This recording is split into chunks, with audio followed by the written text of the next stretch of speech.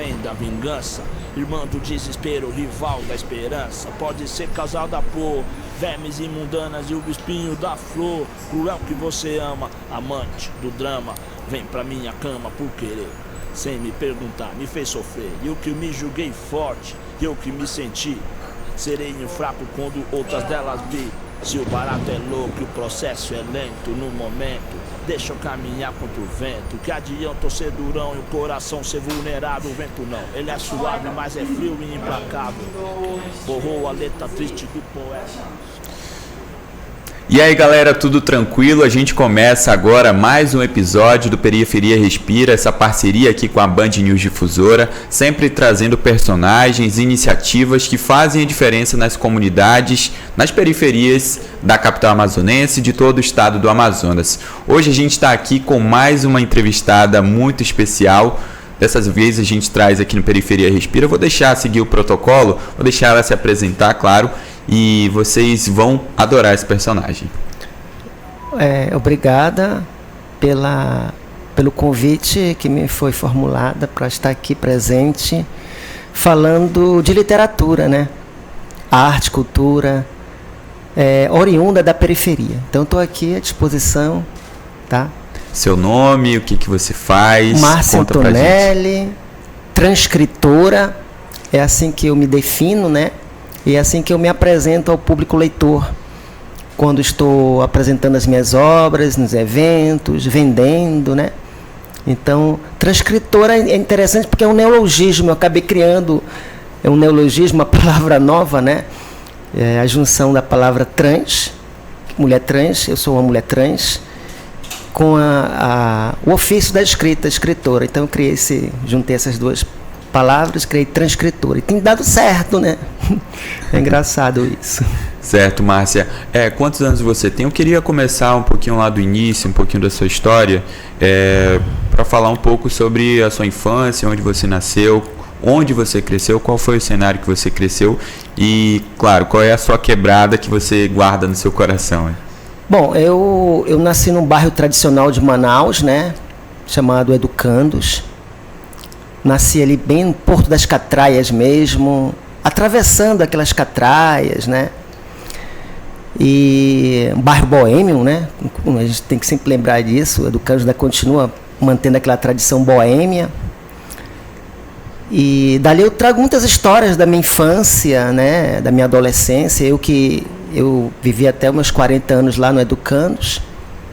Depois que eu perdi meus pais, não tinha mais condição de ficar lá, então eu me mudei. E estou morando na Cidade Nova e vivendo outros momentos, outras histórias e escrevendo, né? Sim. Dentro de um olhar diferente. Mas eu sempre costumo contar uma historinha, assim que...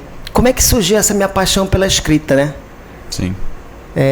Eu tive a sorte de ter nascido, sendo criada dentro de um cerne familiar muito envolvida com a arte, né? A minha mãe gostava muito de ler. E eu lembro que ela mantinha uma ritualística, né? Antes de dormir, ela sempre tinha ao alcance dela, no criado mudo, um livro, né? E esse livro, na ocasião, era o livro do Essa de Queiroz, né? O Crime do Padre Amaro. Eu lembro perfeitamente. A memória é uma coisa muito fantástica, né? Era um livro assim, grosso, branco, parecia uma bíblia, né? E toda noite ela pegava e lia lá um capítulo. E como às vezes eu não conseguia dormir, meu quarto era anexo, né? Sim. Eu ia para lá, me aninhava ali ao lado dela e ela... Ouve só essa parte, meu filho. Aí ela começava a contar uma parte do livro, né? E eu fui crescendo assim. Meu primeiro contato mesmo foi com a literatura portuguesa, né? Essa de Queiroz, assim, ouvindo a minha mãe, né? Meu pai era prático. Ele viajava muito, né? É comandante do navio chamado Marapatá. Fazia viagem de Manaus, Belém, Belém, Manaus e tal. E meu pai trazia muitos livros também, né? E contava muitas histórias. Tenho uma irmã ainda, está viva. A minha mãe ajudou a criá-la. E ela tinha uma estante abarrotada de livros. Mas antes, eu não posso esquecer da minha avó. Eu tinha uma avó portuguesa, com ascendência italiana, que era uma exímia contadora de histórias. Então, assim, eu cresci nesse cerne de pessoas envolvidas diretamente com a arte, né? Então, não tinha como escapar disso, né, na verdade. Mas há um episódio muito interessante que eu gostaria de contar. Posso contar? Claro, eu estou falando demais. Sim. Claro. Então, beber água aqui um pouquinho. Pode sim. A minha irmã tinha uma estante abarrotada de livros. E quando eu chegava em casa, depois da aula, eu ia para lá, para a sala, e ficava lá folheando os livros. E eu fui alfabetizada ali, né? Com almanaques, com os gibis da Mônica. A gente sempre começa assim, né? Sim. E depois vai para os livros, né? E na época eu me lembro que o Sidney Sheldon, que era como se fosse hoje o Tolkien, né? Do Senhor dos Anéis, enfim, né? E era a febre do momento, Sidney Sheldon. E era um livro de capa grossa, eram best-sellers, né? E era um livro, assim, capa grossa, tudinho. E eu... Desculpa interromper, Márcia. Qual ano era isso? Só pra gente situar na cronologia aqui. 82, por aí, 81, 82, mais ou menos. Você tinha quantos anos na época? Eu tinha 13. Certo. 12 para 13, Eu sou de 69, eu sou péssima, assim, né, essa parte cronológica. Mas eu me lembro que... E aí eu comecei a ler Se Houver o Amanhã, do Sidney Sheldon, As Areias do Tempo, O Outro Lado da Meia-Noite. Eram livros bonitos, de capa grossa, envolventes, né? Onde o mocinho sofria e no final ele triunfava, né? Então eram livros assim que você fechava e, meu, que lindo esses livros, né? Aí eu, depois do Sidney Sheldon, eu fui para o Cimarron, do Morris West, Robin Cook, eram best-sellers, né? E até o Stephen King também passou pela minha mão também, né? Mas aí, o que aconteceu? No meio de todos desses livros robustos e bem alimentados, tinha um livrinho bem raquítico ali no meio deles, né? E eu sempre passava por lá e puxava aquele livrinho e tava lá assim, a capa era uma coisa assim, triste, né? Que era os retirantes atravessando um deserto árido do sertão, uma família de retirantes. E ao longe o cadáver de um cachorro ali e um sol vermelhão assim, surgindo, né? Aí eu olhava para aquela capa ali e o título era Vidas Secas. E o nome do cara era Graciliano Ramos. Aí eu, Vidas Secas. Aí eu colocava de volta aquele livrinho lá. E voltava para os best-sellers, claro, né? Esses que são os livros mesmo. E volta e meia, tava lá aquele livrinho de novo, assim, me atormentando, né? Aí eu pegava, olhava para aquela capa, folheava, sem ao menos ler uma página. Mas aí eu colocava de volta e voltava de novo aos best-sellers, né? Até um dia que aquele livrinho caiu, assim, parecia uma mágica, né? Ele caiu, era como se ele estivesse implorando, pedindo, você não vai me ler não, Aí eu peguei, nessa ocasião peguei ele, foi o dia que eu folheei, e numa das páginas tinha uma passagem do personagem Fabiano, que ele é preso e tal. Aí eu comecei a ler aquilo ali, aí foi o estopim, ali foi o diferencial na minha vida. Foi como se eu tivesse sofrido uma machadada assim, partindo a minha cabeça ao meio. Uma machadada, assim, tá aqui. Essa que é a realidade. Aqui está toda a problemática social desse país, né? A exploração do homem pelo homem, a degradação humana, as injustiças sociais, a violência no campo, a fome, a miséria, o descaso das autoridades, do governo. Ali estava a realidade que eu desconhecia. Aí pronto, eu li todo o livro. Dali do Graciliano Ramos, Vidas Secas, eu li outras obras do Graciliano, Angústia, fui para Angústia. Depois fui para o Fogo Morto, do José Elis do Rego, outra obra maravilhosa. Guimarães Rosa, né? Grandes Sertões Veredas, Raquel de Queiroz, o 15. Eu passei por aqueles escritores da geração de 45, né? Que tematizavam essa questão das injustiças sociais e tal.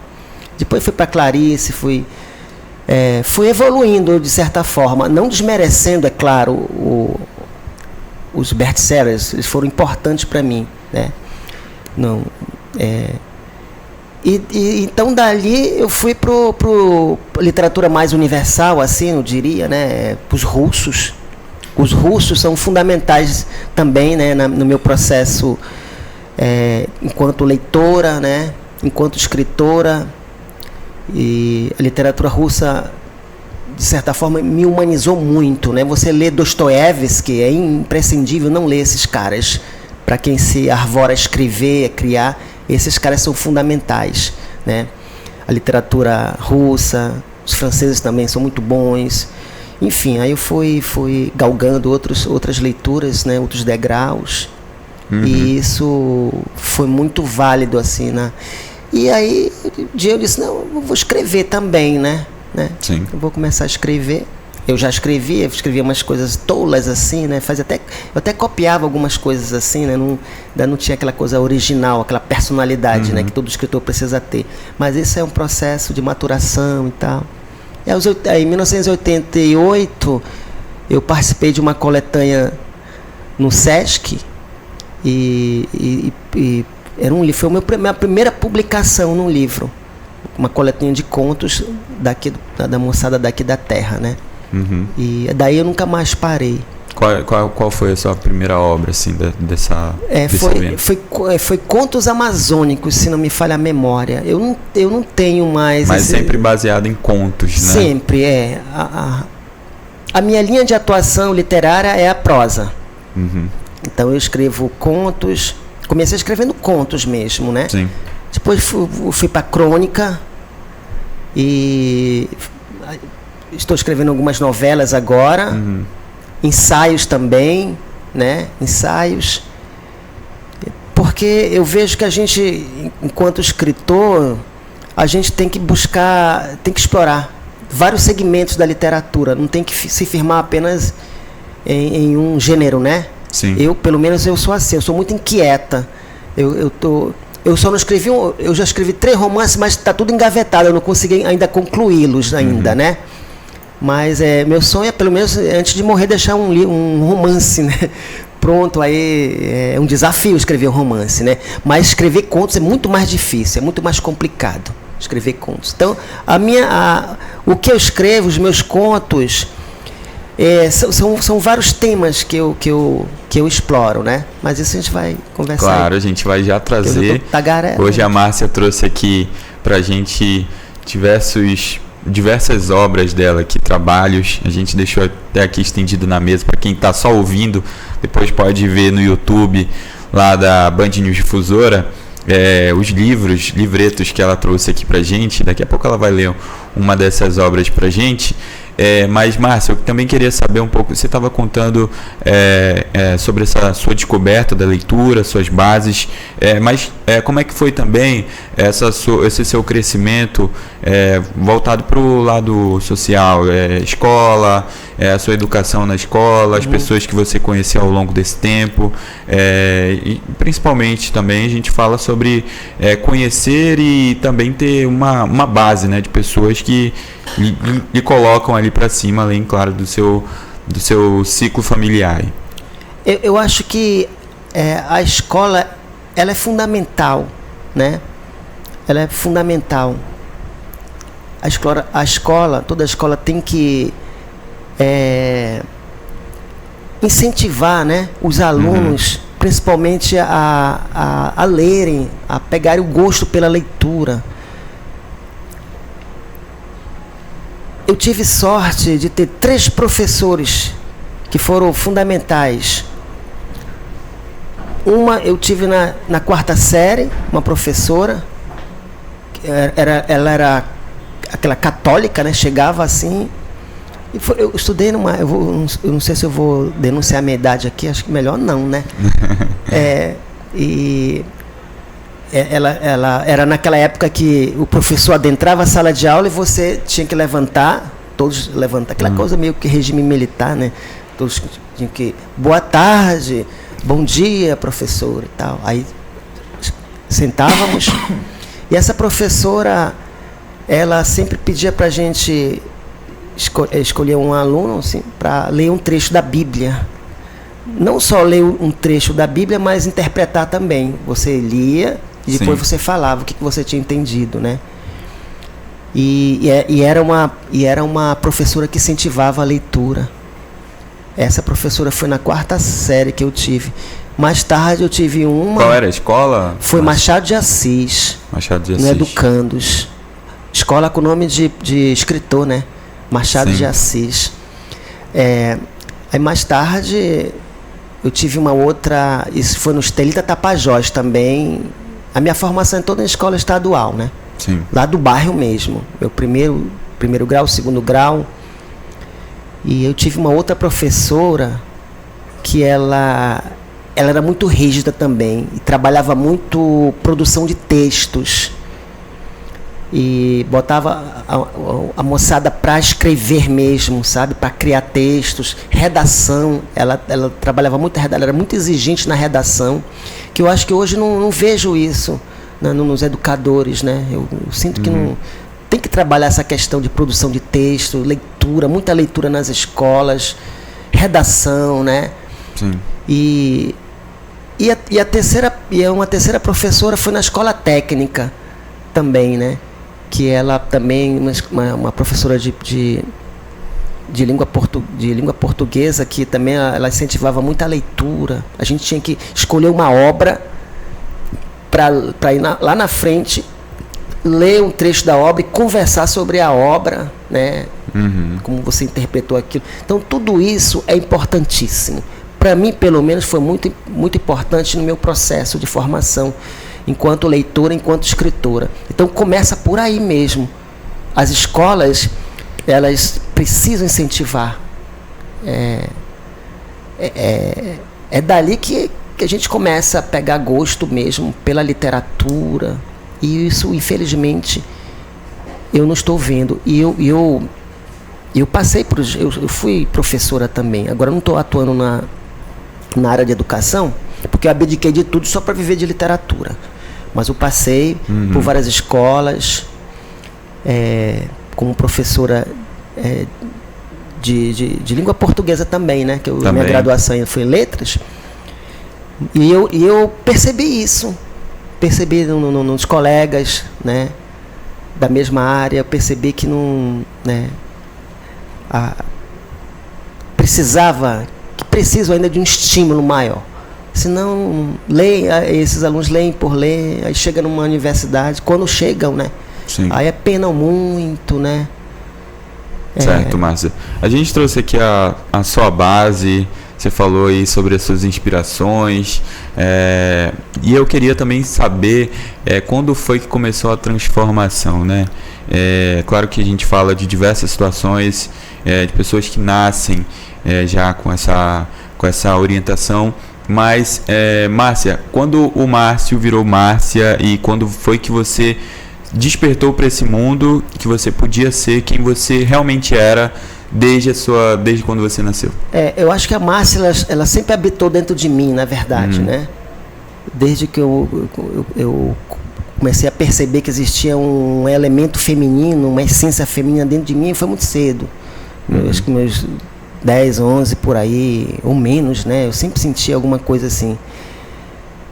Que é claro que eu vim de uma família, uma parte católica, católica tradicional, e outra parte evangélica, né? Então foi complicado, realmente. E como é até hoje, né? Quando Sim. você vem oriundo de uma família assim, né? Geralmente é muito complicado você se assumir enquanto jovem. Tá? Então eu guardei isso por muito tempo. E lembro que a minha mãe sempre desconfiou e, né, a única preocupação da minha mãe, eu sempre falo da minha mãe porque ela sempre foi uma Como é o nome dela? apoiadora, Eunice. Eunice. Virou até personagem, ela tá por aqui, tá em vários Eunice contos de quê? meus. Eunice de Almeida Santana. E o do seu pai? Braz Antônio Damasceno. Certo. E a minha mãe sempre me incentivou em tudo, né? E eu só vim me assumir mesmo, assim, depois que eu rompi os laços parentais mesmo, né? Que não tinha como me aceitar de maneira nenhuma. Depois que minha mãe morreu, né? E eu disse, bom, agora, né? Não há motivo mais para eu ficar aprisionada, né? Dentro desses grilhões morais imposto pelas instituições, principalmente a família, né? Religião, essa coisa toda.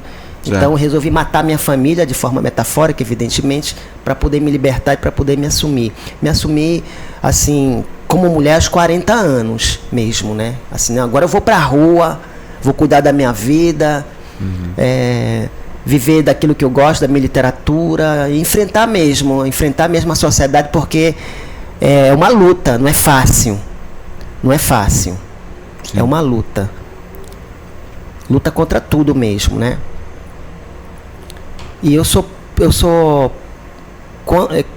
percebi que eu podia fazer isso depois que agora eu tenho toda uma autonomia, né?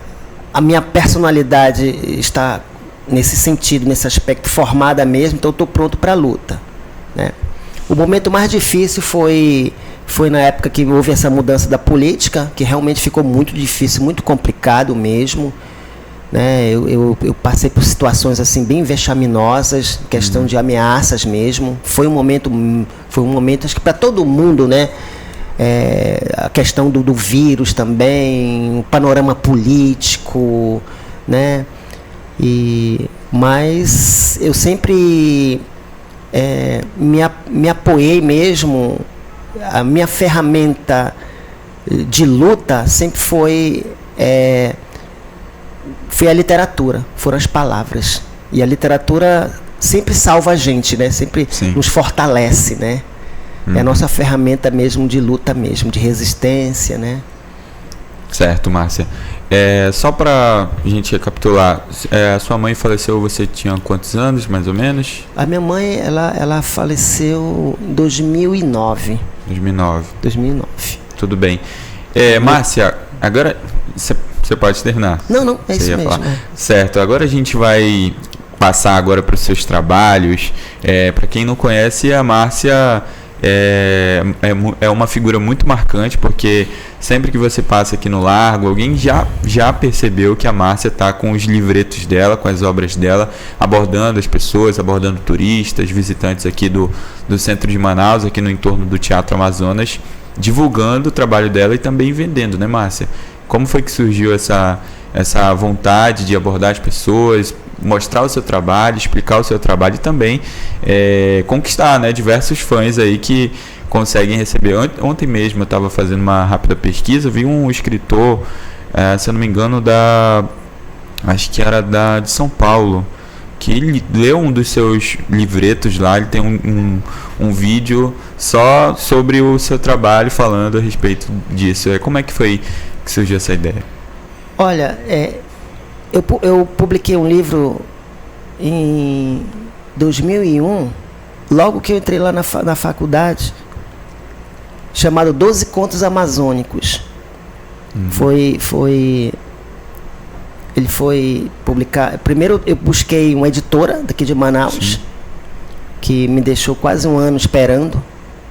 A editora Valer. Posso falar o nome? Falo mesmo o nome. Claro, né? Pode. Editora Valer. E me deu um chá de cadeira, né? Como dá em outros escritores, né? Sim. Tem a sua política ali, né? É uma empresa e tal. E aí eu consegui publicar pela imprensa oficial 700 exemplares. Meu primeiro livro mesmo, depois da antologia, né? Publiquei esse de contos, 12 Contos Amazônicos, prefaciado pelo Anísio Melo, saudoso Anísio Melo, artista plástico, né? Grande nome da nossa arte aqui em Manaus. E poeta também, Anísio Melo. Eu tomei muitas cervejas com o Anísio Melo. Ele que fez a orelha do livro. Tive esse privilégio, né? E fiz a publicação dele lá no Rio Negro, né? Eu tinha essa coisa meio que burguesada ainda, né? Acreditava que a literatura era isso, né? Eu imaginava assim, você sair vendendo teus livros é desvalorizar a arte, né? Essa era a minha cabeça da época, né? E eu vendi, né, lá no lançamento, aí ficaram os livros lá empilhados. E eu não sabia o que fazer com esses livros empilhados ali, né? E eu mofar ali. Eu tinha um amigo meu que faço questão de falar, um poeta marginal mesmo, poeta de rua chamado Jano José. Ele é um artesão, ele vive disso, ele vive dos artesanatos, mas escreve, é um poeta. Ele não tem essa coisa de publicação, ele quer escrever mesmo, tal, né? É uma alma livre e libertária. Foi ele que me ensinou o caminho das ruas. Ele estava viajando para Venezuela e quando chegou da Venezuela e bateu lá em casa 1h da madrugada. E a minha mãe foi lá, me acordou. Olha, aquele teu amigo poeta tá aí, acho que ele tá bêbado, ele quer falar contigo. Aí eu fui lá, ele estava lá na varanda. Aí disse, olha, eu soube que tu publicou um livro, né? Quero ver, cadê teus livros? Aí disse, Jane, tá aí na sala. Ele foi lá, estava lá empilhado os livros. Cara, tira esse pijama ridículo, pega os teus livros, vamos sair para vender. Eu disse, mas Jana, uma hora dessa, é quase 1h. E nessa época o Educandos fervilhava ali, o Amarelinho, né? Amanhecia aqueles bares ali. Como eu falei a princípio, o Educandos sempre foi um bairro boêmio mesmo, fervilhante mesmo, né? Agora deu uma acalmada um pouco. E aí, fui lá, tirei meu pijama, coloquei uma roupa, peguei os livros e saí com ele, né? Tomei benção da minha mãe. Mãe, eu vou sair com o Jana. Aí saí com ele, fomos lá para o Amarelinho. Aí ele pegou, eu vou te ensinar como é que se vende, senão vai ficar mofado aí esses teus livros. Tem que colocar esse livro para circular. Bora vender esses teus livros, bora beber cerveja. Aí beleza. Só que aí, mas eu vou vender, eu não tenho essa inclinação para venda. Como é que eu vou abordar as pessoas? E ele já tinha, claro. Aí ele, vou te ensinar, fica só manjando. Aí ia lá nas mesas, eu oferecia, e vendeu, né? Vendeu os livros. E depois eu comecei a sair com ele, assim, pelas noites, né, de Manaus, pelos bares, não só do Educandos, mas do centro mesmo. E aí ele, olha, assim, aí ele me ensinou toda a manha de como vender, né? E aí eu tomei coragem, foi a partir daí que eu tomei coragem mesmo. E eu comecei a produzir algumas coisas de forma independente e comecei eu mesma ganhar as ruas, abordar as pessoas. Enfim, aí aconteceu dessa maneira. Eu fui me saltando mais. Sim. Né? E quando eu abri mão de lecionar nas escolas, eu disse, agora como é que eu vou viver, né? Eu tenho que arranjar alguma coisa. Aí eu comecei a produzir esses trabalhos assim. E não tinha esses desenhos ainda não. Eram livretos mesmo, coisa bem tosca. Mas depois foi aprimorando mais. E fui ganhando confiança em mim mesma. Certo. Você pode mostrar um dos seus... você disse que ia ler aqui alguns desses trechos aqui. A gente pode ver enquanto você vai escolhendo. Também queria falar sobre uma das suas obras, né? O Desentupidor, que acabou virando um filme, né? Um curta-metragem do Jimmy Christian.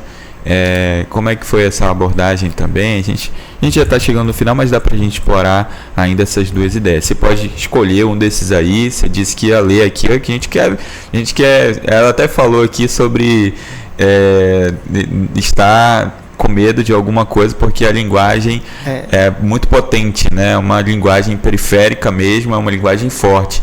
Mas é isso que destaca você, né? É isso que destaca a sua literatura. Claro, a gente pode ver essas duas situações.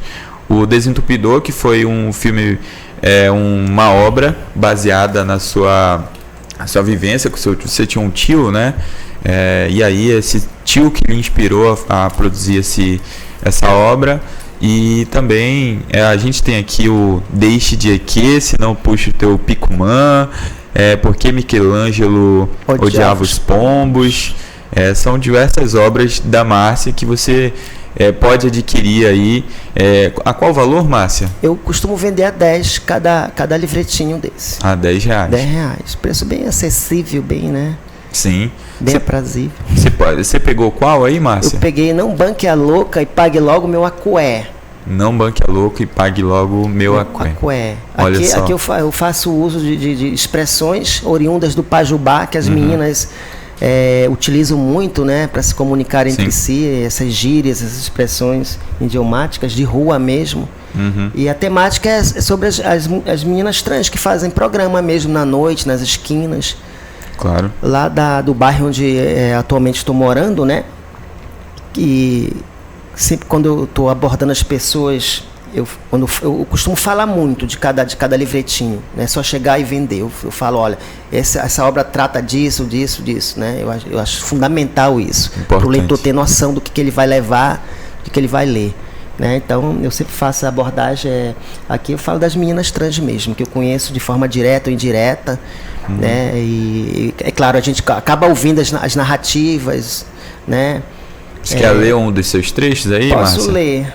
Bora buscar um. É aquela coisa bem, como eu falei, como eu avisei, né?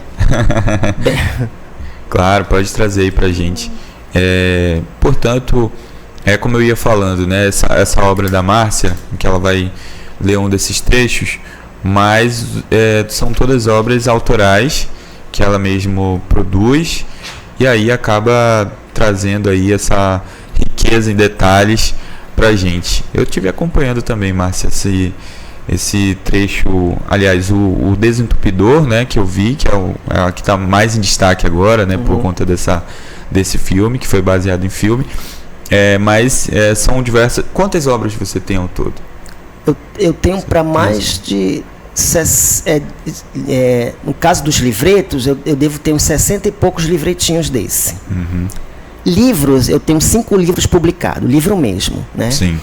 Claro, em uma editora de pequeno porte e a tiragem menor, 300, 400, que não dá nem para trabalhar assim a cidade, né? Eu queria um dia eu vou chegar lá. Aliás, não, eu fui contemplado agora, né, com 3 projetos no edital do Paulo Gustavo, né? Uma nomeação como mestra da cultura, né? Mestra da cultura, não sei nem o que faz isso, né? Mas eu estou lisonjeada, né? Um fruto de um reconhecimento meu que eu venho trabalhando há muito tempo, então foi esse reconhecimento. Mestra da cultura. Um audiovisual sobre a minha trajetória e sobre as minhas obras, né? E um livro que é justamente o Desentupidor de Fossas e Outras Histórias, que é uma compilação, que é um apanhado de todos os meus trabalhos, todos os meus contos, né? Tipo uma coletânea mesmo. Eu selecionei os melhores e vai sair um livro mesmo, se Deus quiser, se Zeus quiser, o ano que vem está saindo meu primeiro livro mesmo, por uma editora mais ou menos, né? Não mais pequena, mas assim, mais certo. E que vai ser possível trabalhar mesmo o Brasil todinho, né? Tá na hora. Márcia, vamos lá. Você pode... É contigo aí para ler esse trecho que eu também tô curioso aqui para eu vou ler o trecho porque aqui o Não Banque a Louco e Pague Logo Meu Aqué são três narrativas, né? Sim. E a abordagem é aquela abordagem bem marginal mesmo, né? Que é uma característica da minha escrita mesmo, claro. Né? Aquela linguagem despojada. Sim. Falando abertamente da vida, como ela se presentifica mesmo, e principalmente a vida das meninas trans. O medo verdadeiro é algo que um dia se vence, já dizia minha mãe. De modo que não tive escolha outra vez. Mirei bem os ovos brancos e veiudos do meu inimigo e parti naquela direção. O alvo parecia mais fácil, e de fato foi. Ele olhava para mim ajeitando sua jugular. Ele não esperava aquela reação, não mesmo. Avancei com muita raiva em sua direção e abocanhei com precisão suas 2 bolas inertes. Meus dentes cravaram fundo no tecido genital rugoso. Ele gritou. Sentiu muita dor. Eu não sei de onde vem a dor. Talvez de algum lugar desconhecido, fruto de nossa ruína humana, sei lá. Sei que mordi com mais força, sacudindo minha cabeça, projetando em seguida meu corpo sobre o dele, que caiu batendo as costas na beirada de cimento da cama. Larguei os ovos dele, aplicando-lhe uma cabeçada certeira na altura do queixo dele, que estalou, tirando-o de combate. Levantei-me rápida. Tinha que ser rápida. Vesti-me atrapalhada. Olhei sua carteira sobre a cama. Abri. Tinha pelo menos umas 2 notas de 50. Falo sério. Azoelei para cima do puto. Levei tudo e joguei a carteira dele no chão. Ele me olhava de lá, zonzo, segurando com uma das mãos os testículos dele que sangravam. Caminhei até a porta. Atravessei o corredor nervosa. A moça da recepção cochilava. Passei na boa. Deixei o motel andando apressadamente na rua com meus saltos nas mãos e desarrumada. Andava rápida, olhando sempre para trás, como se deixasse o rastro de uma cena criminosa. Mas eu não havia cometido crime algum, havia. Bem longe dali, e mais segura, sentei-me no meio-fio de uma calçada e fiquei olhando os carros passarem com seus faróis lacrimejantes. Baixei a cabeça, olhei para os saltos de cristal. Não há beleza em nada, a não ser nos saltos de cristal. Eles são bonitos e sensuais, mas não me pertencem, não foram feitos para mim. Nada foi feito para mim. O amor é uma escritura falsa e a humanidade caminha para uma morte infeliz. Sou parte desta morte infeliz. Pensei tudo isso, tentei chorar. Engula o choro, sua filha da puta, e trate amanhã de devolver os saltos de cristal é que é. Pensei. Fui para casa cansada, derrotada. Não sei como ficou o caso do meu desafeto. Sei que o deixei com vida, largado no piso daquele quarto de motel com seus ovos sangrando.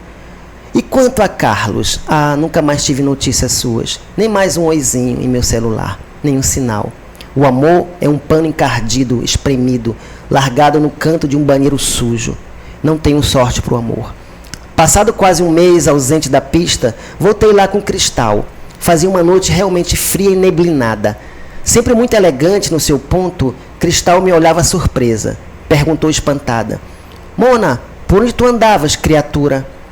Eu vim devolver os saltos. Essa vida não é para mim, disse a ela. Cristal me olhou de cima a baixo com seus olhos lindos e humanos. Vou sentir sua falta, Mona. Eu também, Cristal, mas apareço de vez em quando. Ela então me deu um forte abraço, como se aquilo fosse mesmo uma despedida, e eu então entreguei-lhe os saltos. Deixe de quê, mulher? Toma, fica com os saltos, são teus. Agradeci, Cristal. Ela me beijou no rosto e foi fazer seu programa. Fiquei olhando o Cristal caminhar triunfalmente linda através da neblina, até o carro que parou para ela. Ela era mesmo sinuosamente bela de corpo e alma, um monumento do gênero humano. Nasceu de verdade para aquela vida que ela desempenhava tão bem. Quanto a mim, olhei a neblina que tomava conta de toda a extensão da Avenida Margarita e resolvi voltar para casa.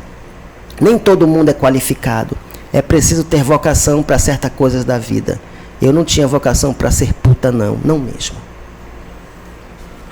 Perfeito, Márcia. Ótimo.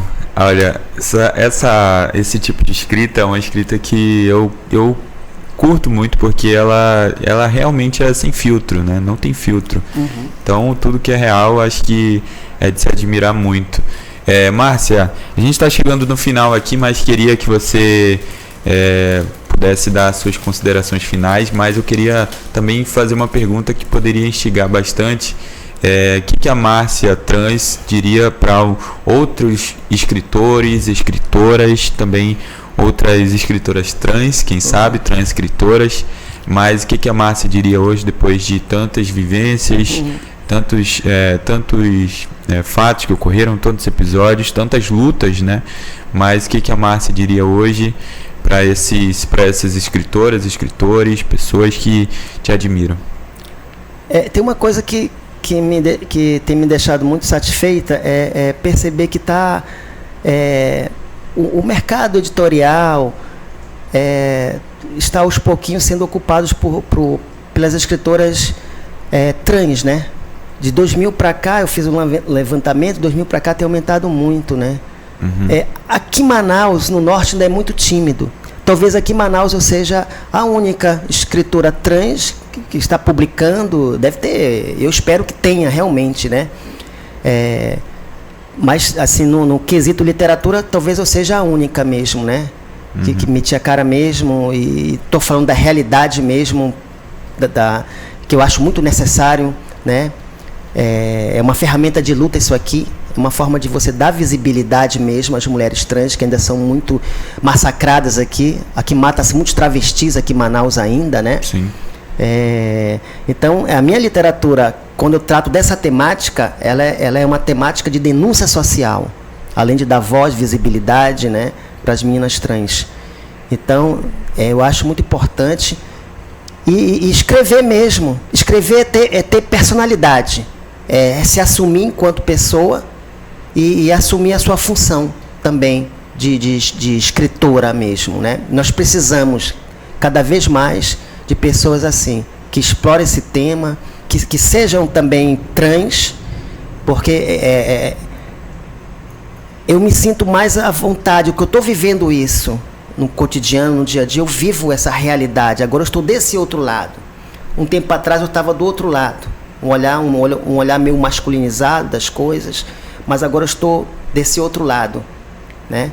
E eu vejo o quanto existe de misoginia, o quanto existe de transfobia, e a arte é uma ferramenta de combate, de luta, é a única forma de comunicação de linguagem que pode mudar todo esse, né, esse panorama, né, de injustiças contra as minorias.